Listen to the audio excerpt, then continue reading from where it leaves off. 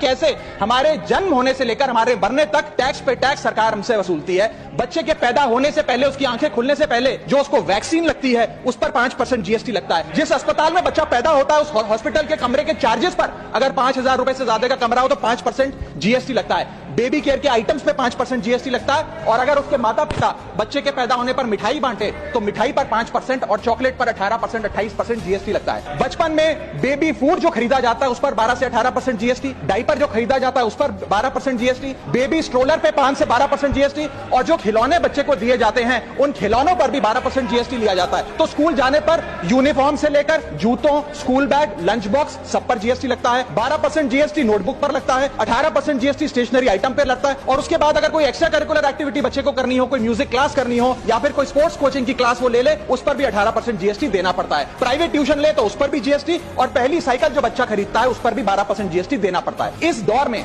इंसान गाड़ी खरीदता है, घर बनाता है। जब गाड़ी खरीदता है तो जीएसटी देता है, रोड टैक्स भरता है, व्हीकल इंश्योरेंस पर जीएसटी भरता है, और जब गाड़ी लेकर शोरूम से निकलता है तो पेट्रोल डीजल पर वैट, सेस और एक्साइज ड्यूटी के नाम पर पैसा भरता है। जब सड़क पर गाड़ी चलाता है तो टोल टैक्स भरता है। और इस बीच शादी तो रह ही गई, फिर इंसान शादी करता है, इस बीच तो बैंक्वेट हॉल बुक करता है, उस बैंक्वेट हॉल की बुकिंग पे टैक्स भरता है। शामियाना, खाना, केटरिंग सर्विसेज लेता है, उस पर जीएसटी भरता है। ज्वेलरी खरीदता है, उस पर जीएसटी भरता है। कपड़ा शेरवानी सिलवाता है, कुर्ता पजामा, सूट पैंट, उस पर जीएसटी भरता है। यहां तक